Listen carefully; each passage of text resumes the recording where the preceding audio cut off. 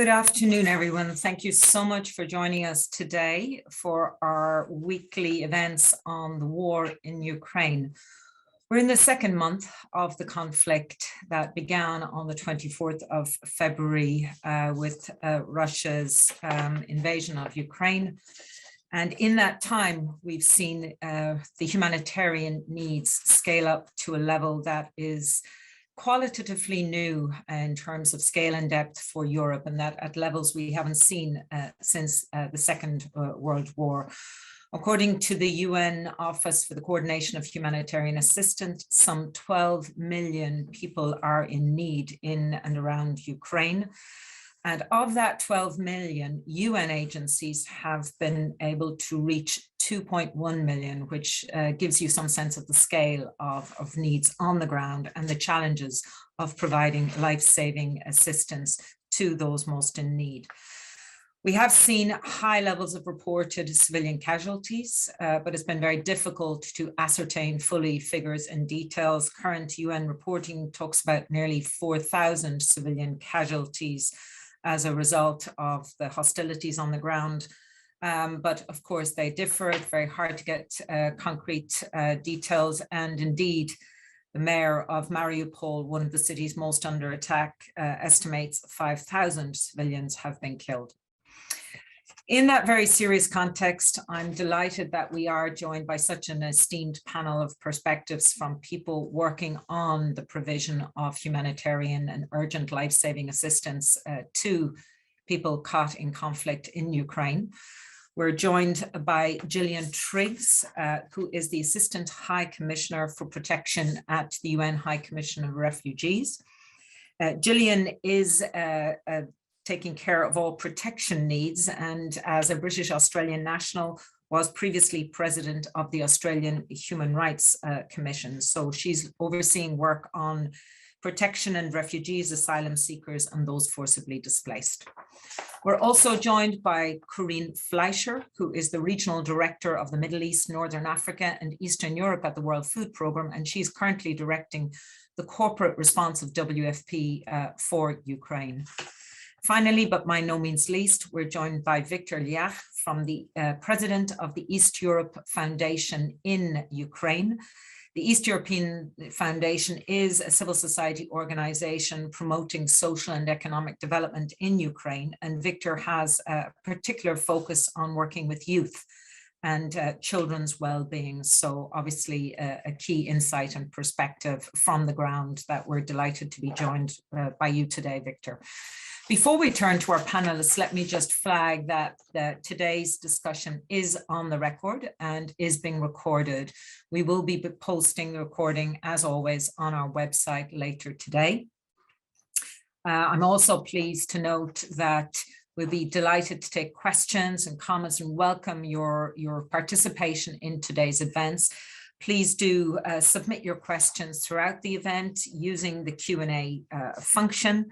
Don't please submit questions through the chat or the raising hands. We'll try to cover it and get to your questions as fast as we can through the Q&A function. Very much welcoming and looking forward to the discussion today. So I'm going to turn now first to Gillian to offer some brief opening remarks on the situation on the ground, where the areas of greatest needs are, and what is being done by aid agencies and what needs to be done, and how can we support. Gillian, delighted to have you with us, and over to you. Thank you very much, Renata, and you have, of course, set out the questions very clearly. It's a huge pleasure for me to be part of a Chatham House discussion on this really very, very important question of protection. You've listed the numbers. We calculate that there are nearly 18 million people outside Ukraine or within Ukraine who in one way or another need international protection. The numbers are huge. And while the word is often overused, this is genuinely unprecedented. In a time, of course, when we rather ironically are celebrating the 70th anniversary of the Refugee Convention itself, dealing at that time with 2 million displaced people in Europe. Today, we're dealing with at least 85, probably many more million people displaced. But perhaps a point that needs to be added to the sort of factual environment, because you don't need it to be described by me, I think everybody's very, very well aware, but something that I think we really need to emphasize is that 90% of those who are refugees, who are leaving the country, and that's about 4.3 million, are women and children. And that really does create for us one of the key protection questions as to how we protect particularly vulnerable people in this context. But you've asked, first of all, what are the immediate needs in response to the situation in Ukraine itself? And the answer to that is that, of course, we are first and foremost an emergency humanitarian body. And so the kind of things that we do are very basic. It's shelter.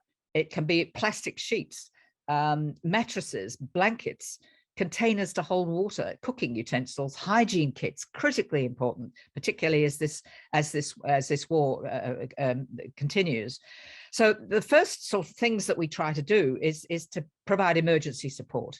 But as time goes on, we start to move to the wider protection questions, establishing transit centres, establishing protection monitoring, particularly with regard to sexual-based violence, to trafficking, which we're hearing a lot of, psychosocial support, helping the women who are now increasingly reporting, as you will know from the media, increasingly reporting rapes, sexual assaults, where they're able to. So there's the psychosocial support, there's mobilization of community groups to support the internally displaced, something in the order of 7.1 million within Ukraine itself. And that's probably the biggest single challenge of supporting those wherever they are. So although we have had offices in Ukraine, in the Donbas region for 30 years, we have maintained those offices despite the attacks. But we've also moving our operational colleagues through Western Ukraine and Central Ukraine. So we're trying to cover the area, but it's a massive task.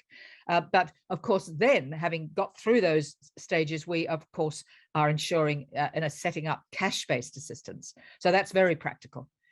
It can help buy food. It gives people the ability to make their own choices about how they respond to protection needs. So they're broadly speaking what we're doing. In the context of Ukraine itself, UNHCR, the UN Refugee Agency, leads the protection cluster, but also the shelter, non-food items and camp coordination areas. So that's the kind of work that we're trying to do to build it up. With regard to how we do it, we do nothing without our partners. Our partners are absolutely crucial. And we know indeed from COVID that we can be most effective when we're working at the community level. That's where people know where the problems are, how best to address them. And we work as closely as we can with those local authorities, with volunteers, with municipal authorities. Mayors, local governments are often the one that actually carry the day-to-day burden, and we work with them as much as we can. So we're hoping to do all of those things, in particular, scaling up the cash assistance, which is in practical terms among the most useful. Outside Ukraine, we're working, of course, with sovereign nations who are in many cases able to provide the support themselves, but many are not. We're particularly working on protection monitoring at the border crossing points, but it has to be observed that many people are now moved on from those border crossing points. They've moved through transit countries, Moldova, with air flights and transfers out, and we are now working on that diaspora of refugees across Europe, and in particular, I should mention the blue dot service centres, which I think are very identifiable. We do it jointly with UNICEF. We've done this for many years. It's a very effective way of delivering services, information, safe places, particularly for women and children. And that's a key part of what we're doing in that part of the world. To answer the last question, the short and long-term implications. Short term, we see, again, shelter and protection for critically vulnerable people, both within Ukraine and across the border and into Europe. But we imagine that, of course, I should say that while we can cite numbers, we don't have a lot of data on trafficking, on sexual abuse, on the needs of children. We just don't have the data that normally we would prefer to work with. But I think we're making more than educated guesses. So for the short term, it will be continuation of those protection, shelter issues, cash-based interventions, and access to food where possible. But also rebuilding, refurbishing buildings, and ensuring that accommodation is available for IDPs in rural areas. And there's much to talk about that, because Poland, for example, with more than 2.5 million, has centralized. They don't have post offices and banks and support services in rural areas. So it's a phenomenon globally, but an element that we can talk about. Perhaps I could finish by saying that one of the things that's been most important has been the European Union's Temporary Protection Directive, which amplifies or gives effect to the key principle for the UN Refugee Agency and the United Nations as a whole, and that is solidarity and responsibility sharing. That's key. And I think you will all know that in the last few years that we've seen some resistance by European countries to accepting refugees, but now we see those borders open, and with a unprecedentedly generous temporary protection process. So we are very grateful for that, and we hope that that provides a momentum long term for countries to understand that we can't solve these problems alone or even regionally. We have to do it with global solidarity, with funding, and with practical support. And Mexico, for example, is receiving Ukrainian refugees. They need support as well. Well, I'll finish there really to say the challenge is going to be to ensure that we maintain the momentum of support in Ukraine. The needs are huge. And that is where a focus will lie, because that is where I think the greatest needs probably lie. But thank you very much, and back to you, Renata. Thanks so much, Gillian, and thanks for bringing out a point that I think doesn't come through when we just talk about numbers, which is who's moving. And you pointed out that women are moving and children are moving, and that therefore that brings a whole set of different protection needs, doesn't it, into thinking about people on the move in transit, whether in Western Kiev, Western Ukraine, or in Europe. It requires us to think about schooling and the provision of schooling. It requires to think about protection from trafficking, and it requires, as you said, thinking about ways to support families, maintain as much stability and as much cohesion as possible. What sort of guidance does UNHCR provide to transit centres, to countries in need, to those countries accepting refugees, in terms of meeting some of those urgent protection needs for women and children in particular? Well, some of those European countries are very well placed. They're sovereign entities. We can offer support, but the support that they are willing to receive will depend on their own view of their needs. I think it's fair to say that the border countries, Moldova particularly, Slovenia, Romania, and others, are less well set up for gender-based violence, for trafficking, for child protection, and for maintaining family solidarity, for dealing with people with disabilities, the heartbreaking pictures of elderly people on walking sticks trying to get across the border. Those border countries are not as well systematically prepared for this kind of thing. So we are finding that we are being asked to provide greater support to them. So we will be doing, of course we are doing it, and we'll continue to do it. Of course, basic things like training quickly. We're scaling up significantly for staff, as are other United Nations agencies. We're all scaling up to get the critical skills that are needed, both at the border, but also as numbers now, and well over 1 million, we think, have already moved to Western European countries, where they're better organized. But even so, some of those are asking for support and guidance as to how you manage, how you monitor to pick up trafficking. Mm-hmm. How do you identify beyond registration? How do you identify a person who has psychosocial needs, who needs counselling, who needs advice about what transport to take, where they've got an opportunity to find accommodation? So we're providing all of that in part through the Blue Hubs, but also through the systematic processes that Western states have. But for the moment, I think we'll be providing much of that support to border states. Thank you so much, Gillian. I'm going to move to you now, Corinne. Corinne, before the start of the Ukraine crisis, WFP was already warning about the scale of food security needs globally, of the impact of conflict on food security needs. And Ukraine obviously presents significant challenges, both in terms of need in the country and as a large breadbasket and provider of food to many parts of the world, in addition to itself. What's the situation for the delivery of food, urgent food needs in Ukraine, and how's WFP navigating that? Well, thank you, Renata. And as you say, we're very worried about what's happening inside Ukraine, but almost even more so about what's happening as a result of the war in Ukraine on food prices and food insecurity across the world. But let me just start. I'm going in and outside of Ukraine. And actually, Victor, I hope I will see you in Kiev. I'm coming to Kiev tomorrow, actually, and it would be nice to link up. And I also was in Moldova, and I'd just like to start with we hear many stories, and I'd like to start with two stories that marked me most. When I was in Moldova, I met with a 9-month pregnant woman.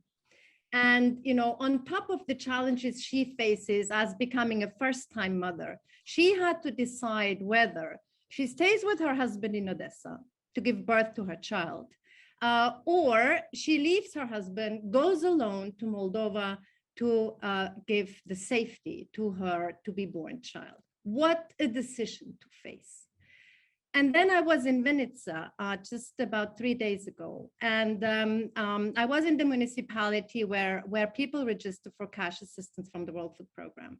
And there was this little girl, and she had this drawing, and I asked her about her drawing.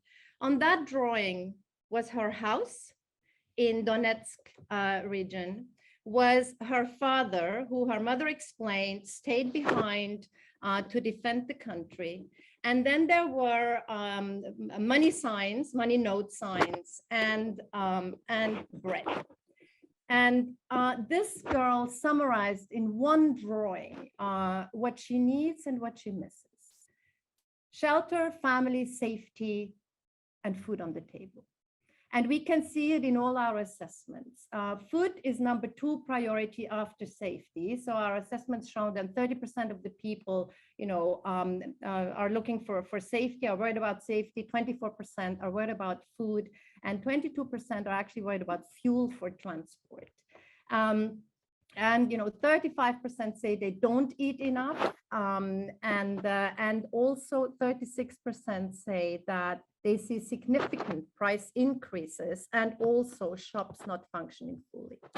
So WFP had left Ukraine in 2018 because we don't stay in countries where we are not needed. There is enough to do in other countries.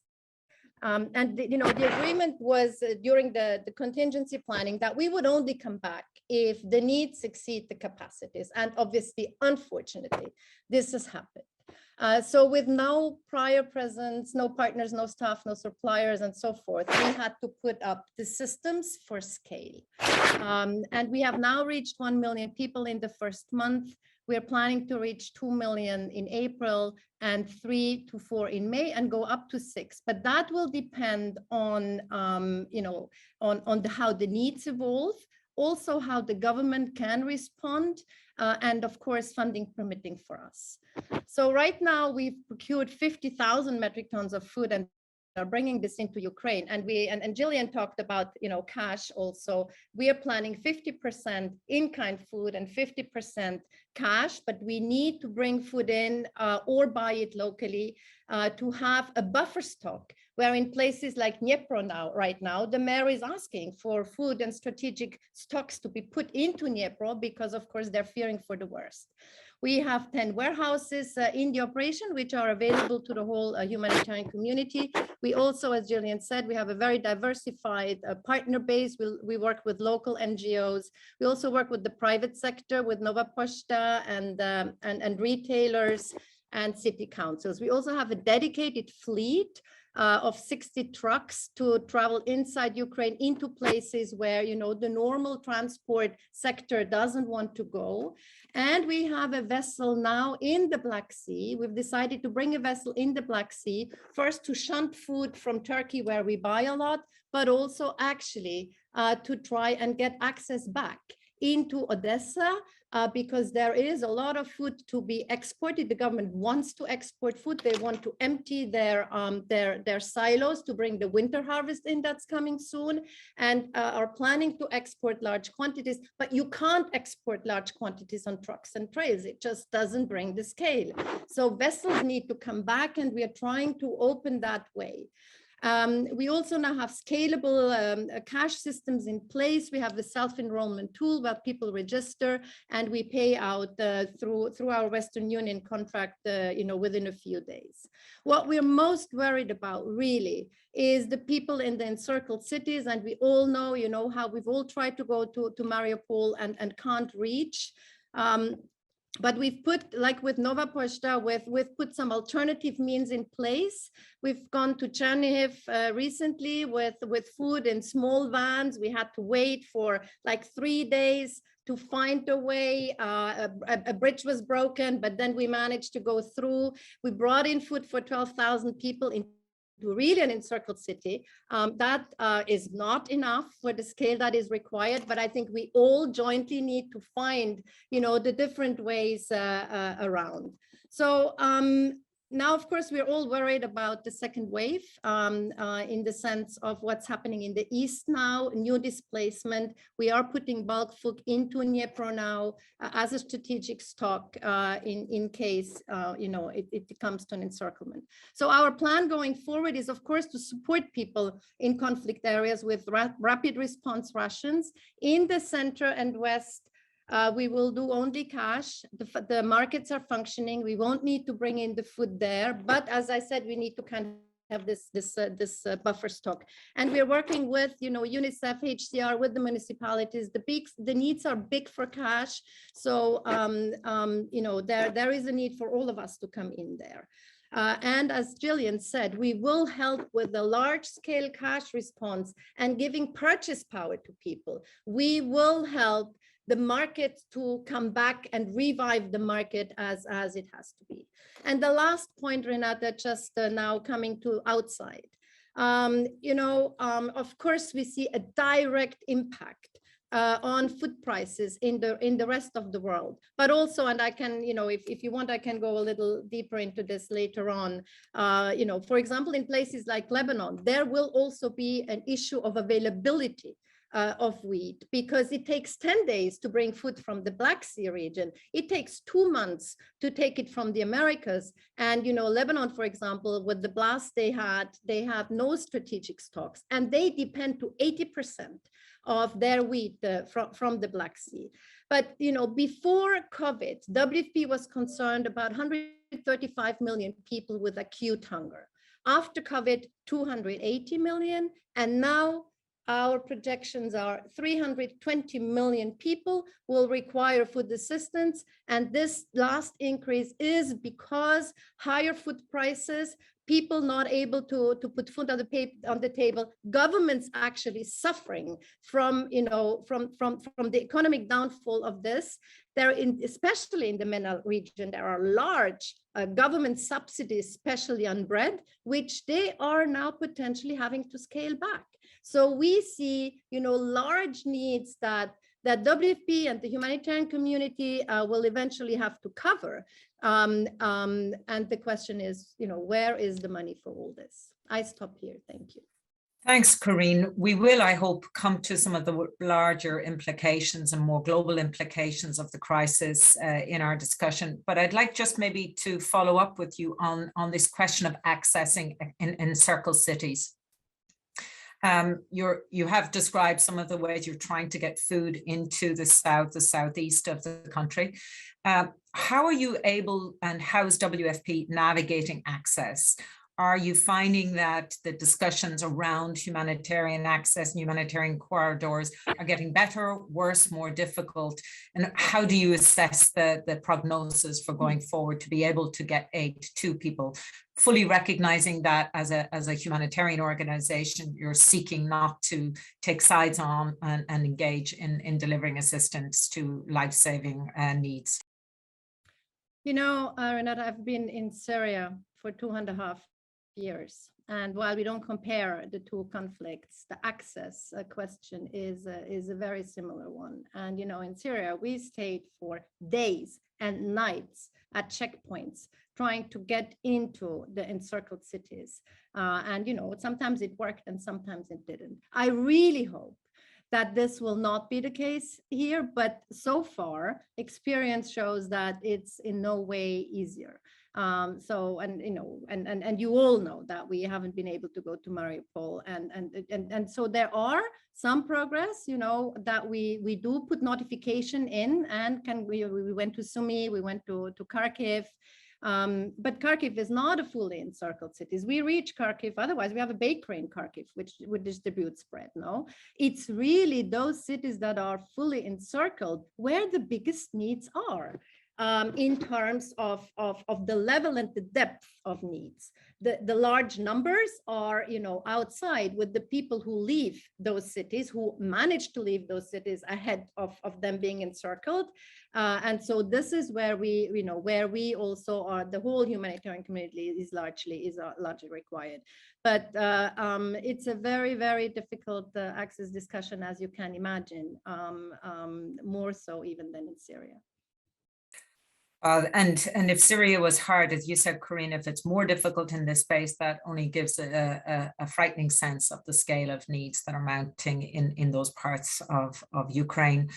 I'm going to turn to you now, Victor. You're on the ground in Kiev and you're navigating needs on the ground. What are you picking up in terms of, Gillian and Corinne both talked about communities and how much communities on the ground are serving as the backbone together with local authorities for the provision of assistance. Share with us a little bit some of the perspectives on how East Europe Foundation and the broader Ukraine civil society is trying to respond. Renata, thank you so much for organizing the discussion. We really feel the support from the UK in various terms, and definitely from international organizations. I will present my experience and my assessment of the situation, which comes from the activities of East Europe Foundation. And just wanted to say that we started activities with on reintegration of IDPs back to 2014 and 15. Then we had a first stage of the war with Russia. But at the same time, now the situation is very different in terms of scale, in terms of the war situation, that we don't have any social institutions working. East Europe Foundation started our response to war situation in very first days of the beginning of the war. We started 5 centers for IDPs, and then we extended to 7. We also provide a lot of humanitarian aid to suffering communities and cities. At the moment, we brought more than 300 tons of different kind of humanitarian aid, and we managed to deliver them on almost to front line. Corinne said that definitely Kharkiv is accessible. We deliver even further to Mariupol, for example. We were one of the first organizations which brought humanitarian aid to Bucha, Borodyanka.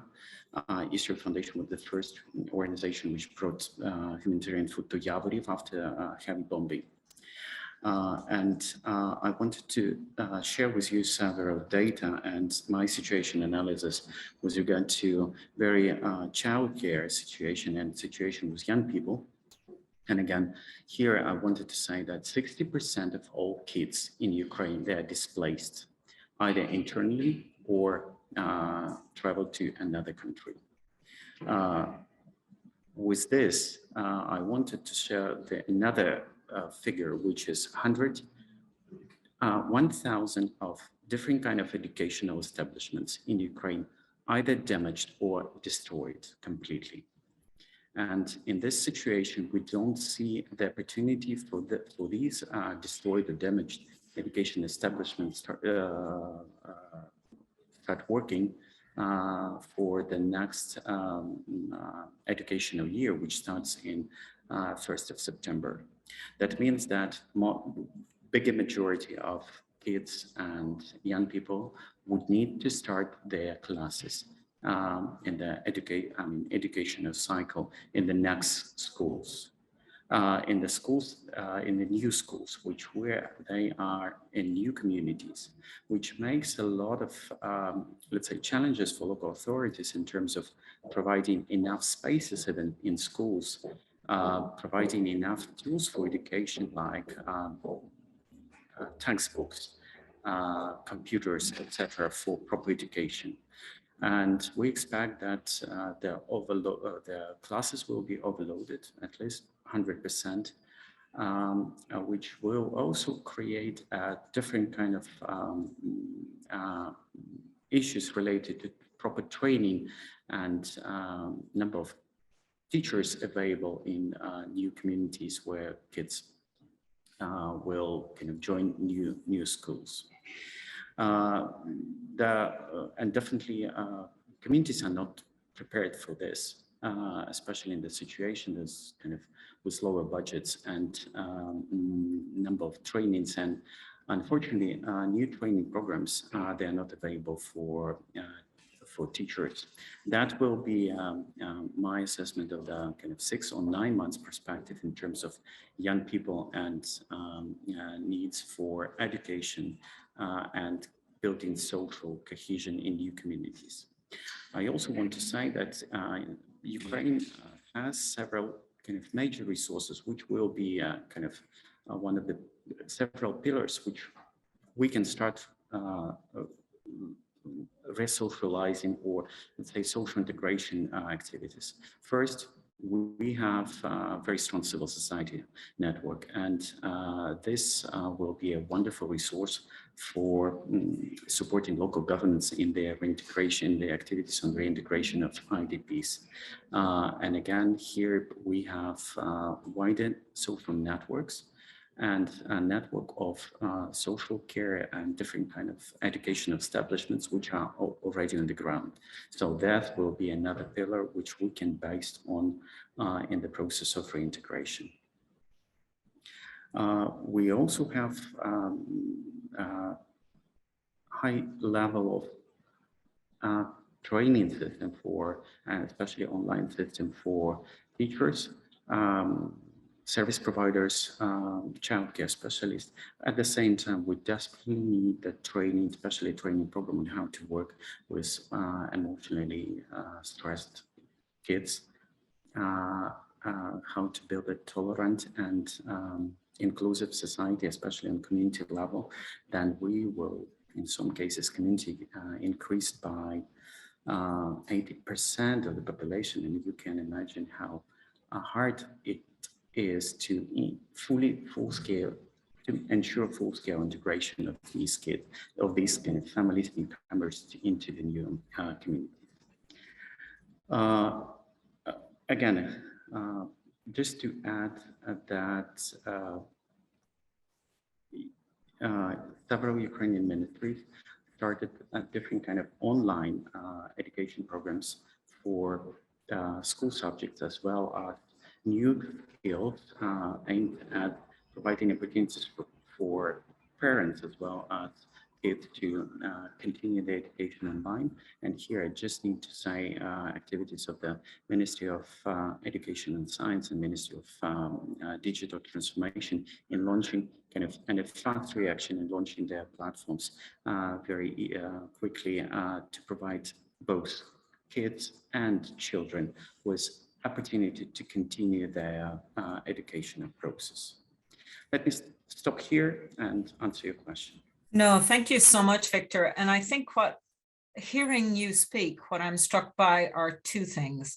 One, the resilience of Ukraine and Ukrainian civil society, in part because, as you note, there has been conflict in parts of the country underway since 2014. So a certain degree of resilience and learning and adaptation is taking place.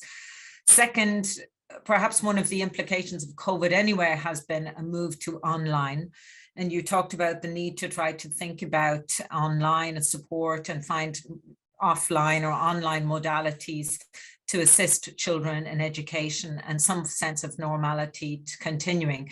But I note what you also saying is that the scale of needs that we're seeing in the conflict today are such that it's making it very difficult to respond. You also highlight the need, and it was something Gillian talked about too, psychosomatic and traumatic care, because of the scale of disruption for so many people of the community of society, 60% of all children being displaced.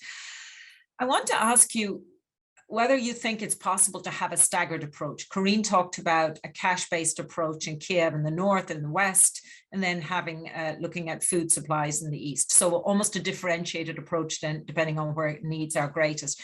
Do you see that as an option for the provision of support to children, that sort of in some areas of the Western Ukraine and the north, one can start already thinking about schools and provisions, but the need to take a different provision in the east? And of course, online is going to be dependent on electricity supplies and people being in a place to even have Wi-Fi.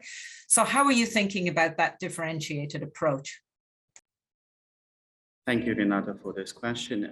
Definitely agree that cash support will help families to provide them with a basic need on the reallocation and at least starting kind of life in new communities. At the same time, we would need to also think about kind of budget support to local communities, hosting communities, as it will be very hard for them to maintain enough teachers to provide them with the salaries, to extend probably premises and schools, and to think creatively how we can start offline training process in schools where we desperately need new spaces, etc. Definitely, we also need to think about the comprehensive training or access to training program for various childcare professionals, teachers, school administrators, etc.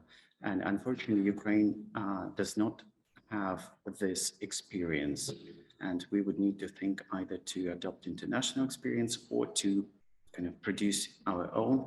And again, this takes time. And here I would think about more comprehensive programs targeted to local communities with enough budget for them to build kind of their adaptation program to new realities, as well as special training programs for those who are involved in the process of adaptation of communities, like childcare professionals, teachers, youth workers, psychologists, etc.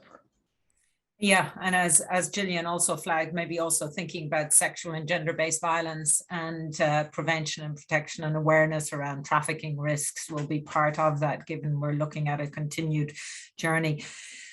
We have plenty of questions coming into the panel. So what I'm going to suggest is we take some of those at this point, and then we come back out as we in our last 10 minutes with some of the wider implications that are on humanitarian and food and security and refugee crises that the war is presenting for the world. I'm going to take the first question that I see here, Gillian, because it's directed to you. It's from Brooke Unger. You said that 1 million people had moved to Western European countries, and she's asking, could you give us a bit more detail about where they've moved? Are there a few countries taking in the bulk of refugees from Ukraine? And how many refugees are returning to Ukraine, particularly, and I'm assuming Brooke means those parts of the north or Kiev where perhaps Russian troops have disengaged? Thank you very much, and they're important questions that we don't have precise numbers, as you can imagine. But I can say that the numbers coming across the border have now significantly reduced, but the numbers going back to Ukraine have increased. But we have to be so careful about this, because some are coming back if they think it's safe to cross the border to collect a relative they've left behind, sometimes elderly family members who couldn't move quickly, or to pick up personal belongings, or maybe to see what condition their property is in. And then they're coming back across the border to Poland or Slovenia. So we are not precisely counting at the moment, but we will have to get to a point where we have a better understanding of those that are returning. But we do know they're returning, and that's optimistic. But of course, it will be to central and western Ukraine, and presumably not to the east. With regard to those who've returned, I know that we know well over 1 million have already moved past the border states to Germany, to Italy, to France. They seem to be the main destinations. One point I should make is that while every efforts are now being made to register at the border, many people came through the border in those early weeks. You'll remember this all very well, 1 million a week for 4 weeks, absolutely extraordinary. It meant that the registration of many was never achieved. It is now much more sophisticated, particularly Poland, but nonetheless, many hundreds of thousands, millions have probably moved across into Western Europe without ever being registered. And as they become slowly registered within Germany and Italy and France, Greece, and so on, we'll start to get a better sense of numbers. But I think they're probably approaching 1.5 million at least, and probably more. But can I also mention that there are, of course, the United States is taking them, Mexico is, various other countries are now offering places and opportunities and lifting barriers that have been impenetrable up to now, are now being opened by generosity and political will. So I think we will see a much larger diaspora, although most, of course, are desperately hoping that the war will come to an end and they can return. Thanks, Gillian, and we'll come back to the broader implications in a moment. Victor, you wanted to come in here. Just wanted to add that Victor, Ukrainian statistics says that about 4 million people left to the Western countries. 4 million people left to the Western countries. We expect that this number will grow with a new attack. So we expect 5 to 10% more people will travel to the Western countries. And we consider 2 scenarios. First scenario is that the conflict will last for another 3 months. In this case, it will be harder for Ukrainians to come back because of schooling, because of kind of social integration already with kind of certain affiliation of the kindergarten, different kind of social protection institutions. And in this case, we see a slower dynamic on returning back. In case the hard battles will end in a month or 2, we expect that 300,000-400,000 will come back from Western countries. And again, this is all very much connected to childcare and access to schooling, to come back to, again, to be ready for new educational year. Thanks, Victor. And I think it's an important point, Gillian and Victor are both pointing out that most refugees want to go back. People don't voluntarily leave their homes, and quite often they stay near their homes so that they can go back in and out and check, try to bring in access to other family members, try to check on their houses. So the picture is much more dynamic and fluid than we often see when we just think about numbers. Corinne, you have your hand up and I'm going to turn to you, but I'm also going to ask you to answer a question by Trevor Clark, which is, what are the dangers of reprisals by Russian soldiers in view of what has been reported to be food scarcities of Russian troops? And is that a risk in terms of safety of people on the ground? Well, I just first wanted just to add on to, you know, as you all said, people don't want to leave their homes and they want to come back if they can. I think this is why it is so important also to have a large scale and respond to the large scale needs inside Ukraine, is because people who didn't have to leave because of, you know, insecurity and for their safety and stayed back in Ukraine.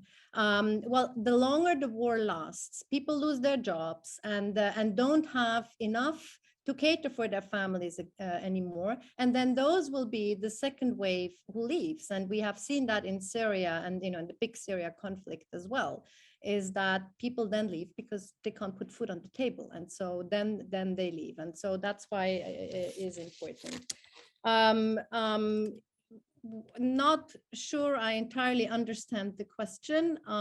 So we are working with municipalities and with NGOs when we bring food into places. And so we, there are as much as possible in these places. Let's not forget, it's a war situation. The NGOs, they do identify those who are most needy. But when you are in a city that is, semi or totally encircled, but if you speak of Kharkiv, or I'm sure, Kiev at the time, everybody is in need. And so we have bakeries in 6 big cities under our contract now who do provide bread to people. But as I said, it is going through NGOs and municipalities who do identify who are those most in need, and then ensure to the best of their abilities to provide the food to those. Thanks very much, all. Gillian, I'm going to come back to you, and it is really a question from Nicholas Sigler about what sort of access does UNHCR have to refugees who have been who've fled to Russia, either voluntarily or as he says, forcibly. Do you have access to those? We have had an office, of course, in Russia and Moscow for a very, very long time. And our colleagues are now working closer to the border where some of those refugees are coming across into Russia. And we are a humanitarian, politically neutral body. A refugee is a refugee, and wherever they've come from, we will be supporting them. Of course, we're hearing rumors about why they're there. The numbers I checked just recently, it's well over 400,000 people from the Donbass region, broadly speaking, have been moving across the border into Russia. And of course, we will be, of course, inquiring as to whether or not this is a voluntary movement. But for the moment, they're refugees, they're receiving support, and we are working again with Russian NGOs to see if we can help with exactly the same needs as we're seeing in other parts of Ukraine and outside. Thanks very much, Gillian. I wanted to bring in now a question from Yuan Grant, and maybe I'll start with Victor asking that question, but welcome all of your perspectives on it. And the question is really one of trust, and specifically, are Russian and Belarusian staff of NGOs or international organizations, well, I'm going to frame your question, Yuan, are Russians trusting international organizations, and are Russian and Belarusian staff of international organizations being trusted in Ukraine? Obviously, language knowledge and regional and country knowledge is critical for international NGOs and to be able to access people in need, to be able to communicate and to engage. But are you seeing challenges around your Russian staff or Russian speaking and Belarusian staff in your teams? And then I'd like Victor maybe just to share issues around trust towards international NGOs in Ukraine on the ground, and also protect potentially, Victor, Russian minority and Russian speakers in the region, given that this has been a conflict for some years, particularly in the Donbass region. I'll start with you, Victor. Several points here. Russian as a language is not a problem at all. And we do not see discrimination by language here in Ukraine. This is definitely not the case. Again, here I just wanted to ruin all Russian propaganda that Russian speakers are abused somehow, or this is not true. Definitely, this is my first command. Second command, unfortunately, we don't have so many Russian NGO representatives kind of travel to Ukraine, working in Ukraine with international organizations. We have much more Belarusian organizations, which escaped from, or civil society leaders who escaped from Lukashenko regime, and now they are relocated to, previously they are relocated to Ukraine, but now I also need to say that most of them are already left to either Moldova, Poland, other countries or Baltic states. Here to trust to international organizations and different kind of UN organizations.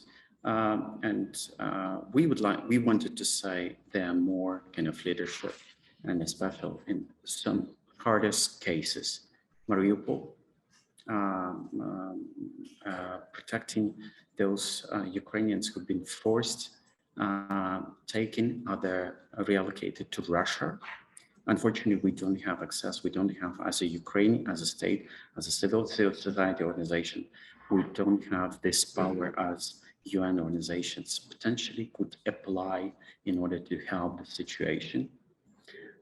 We've seen the situation with the Red Cross, which used money collected, donations collected for Ukraine to help Ukraine, and in the situation with Mariupol, then simply supported Russian side on transferring Ukrainians out of their free will to Russian territory, which was one of the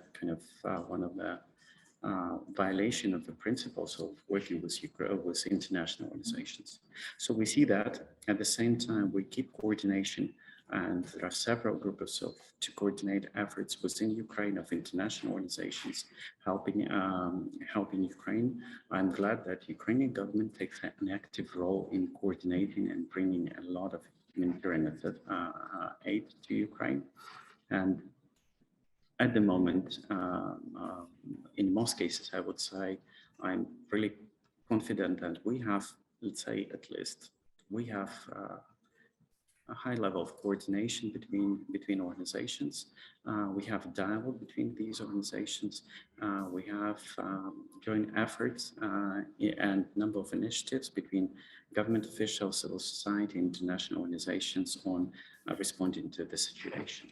Thank you. Thanks, Victor. Gillian, and I don't know if you want to come to this question, which is ultimately the trustworthiness of Russian or Belarusian staff is the implication.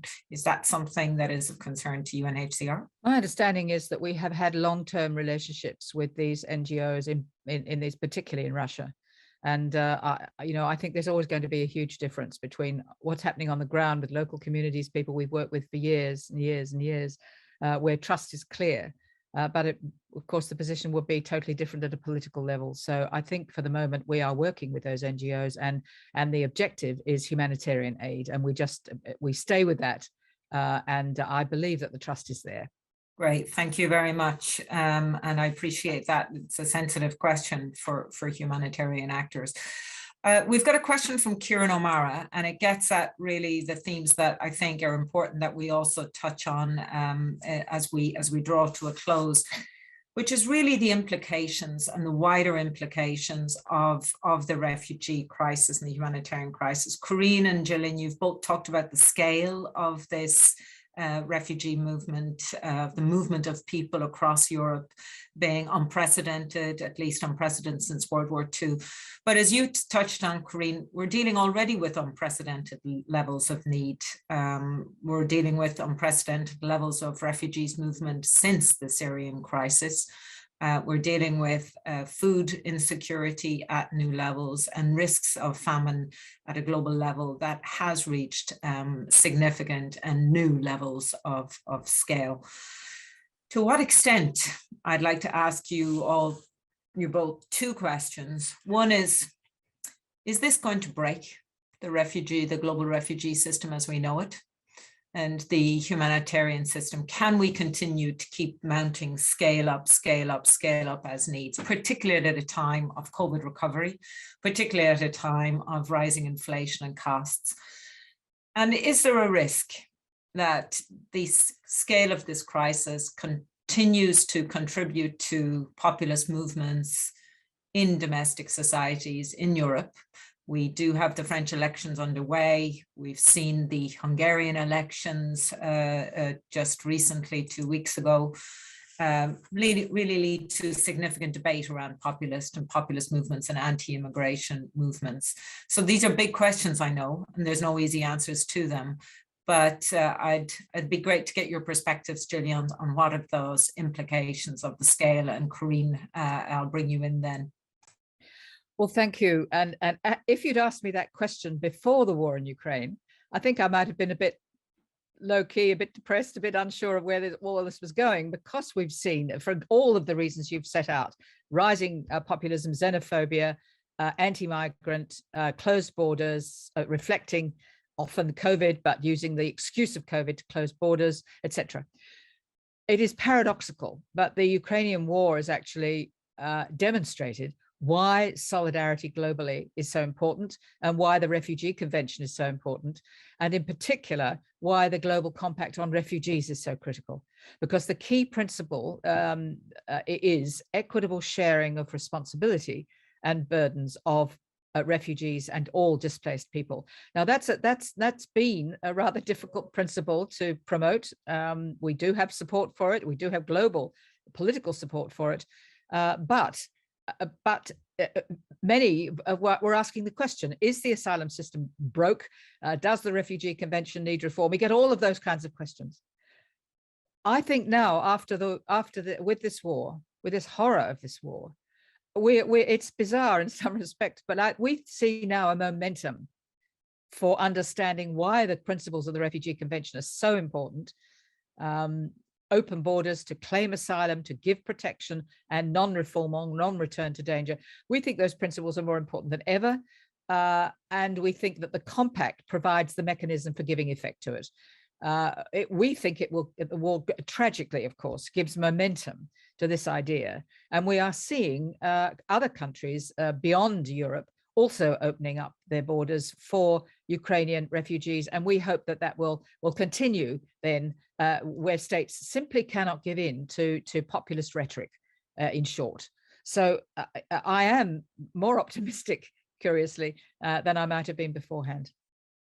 But let's hope I'm not Pollyanna, that we can see this being effective. But thanks, Gillian. And Corinne, you've seen the international response and the Syrian versus Ukrainian response, and there have been some discussions about, is the world opening its arms up to Ukrainians in a way that it hasn't to Syrians? It's certainly one of the issues in Global South media and discussions and debates. How do you see the perspective for the systems to cope, and whether we can really maintain that spirit of solidarity? Well, let me just go back to Syria. There are still 6 million Syrian refugees outside of Syria. There's 6 million Syrian displaced inside Syria. That's 11 years on. And WFP, is reaching 6 million people in Syria, but with half rations, because we don't have the money to give them full rations. Syria is not, already before, Syria was not, on the news anymore. So now and then you had Lebanon, with the economic collapse of Lebanon, and the whole region is going with price increases, incredible price increases, and the needs rising. Yemen, we should be reaching 13 million people. We do, but only 5 of them get a full ration, and 8 million of them get half a ration, and we may have to cut them out completely because no money available. So will the system cope? Will the generosity continue? Well, I hope so, because that conflict, that war makes everything so much worse. Just imagine that Egypt and Turkey, 30%, they have a big tourism industry. 30% of their tourists are Ukrainians, or were Ukrainians and Russians. So where is that going to lead for the ability of countries to cope, with the increased needs of their population as prices rise? So I think the system can do it. We can scale up, but we need the money. And we don't have. We've raised more money than ever last year. I'm sure we'll raise more money this year than last year even, but the needs and the difference between the needs and what is available is becoming so much bigger. And so, I'm sure we all should appeal to those countries now who will make much more money because of the high oil prices, to actually some of these Gulf countries to come in and support. We are appealing to billionaires who, because of COVID, have made tremendous amounts of money, trillions of money, for some of them in a day, to actually help cope with this crisis for those who are at the bottom of the pyramid, and as always, are those who suffer most from a war and from an economic collapse. Thank you. I'm going to let you have the last word, Victor, as somebody in Ukraine. And if I could just ask you for 1 minute, unfortunately our time is up, to flag, how do you see the Ukraine's message to be one of a global message? How can you make that situation of that crisis and need one that there can be global solidarity around Ukraine and in support of Ukraine. Thank you, Renata. Just wanted to say that we feel the support from international community, and the fact that Ukrainian refugees are traveling all around the world produces a lot of solidarity with Ukraine. We feel that the case of Germany, for example, which changed tremendously attitude to Ukrainians, then German citizens see the number of Ukrainians are coming. This gives a lot of hope. We also want to say that the situation of war in Europe, which is the biggest humanitarian crisis in the war since the Second World War, show the fragility of the situation and fragility of the peace and here in Europe. And my clear message to European countries as well as to the West is that in case Ukraine fails, next war will be in European Union. And here, without any pathetic words, I just wanted to say that we are fighting for our freedom and for our values, and we would like to be a part of the European Union because of sharing values, because of freedom, because of high standards of keeping human rights. That's the fight is going on here in Ukraine. Ukraine will win, definitely, and with your support, we can definitely decrease the number of casualties. We can decrease the number of deaths, and we can decrease the number of IDPs and those people who need protection and support. Again, thank you very much for all the work you do to support Ukraine. Thank you, Victor. I'd like to thank all three of our panelists for highlighting, I think, some of the aspects that haven't come out as much in some of the discussions on the media on the specific needs of refugees, on the types of assistance, on the insights on cash-based assistance and the food challenges. Karina, I think it's new to many people that WFP runs bakeries in so many parts of conflict zones in the world. And I think Victor for giving us an insight to some of the in particular educational demands in the near term and more medium term. I think you've also all flagged an important point, which is solidarity, and that the essence of the humanitarian system, it rests on a perception of solidarity, and that must be global because it can't be partial. And as long as we see that, perhaps we'll take all, Gillian, a little bit of faith from you that in response to Ukraine, perhaps we'll all find solidarity. I'd like to thank you all for joining us today. Thank you for all your questions, and my apologies for not being able to get to all of them, and wishing all our colleagues well today, but in particular with thoughts for all those in need in Ukraine and around the world today. Thank you very much for joining us. Bye-bye. Bye-bye.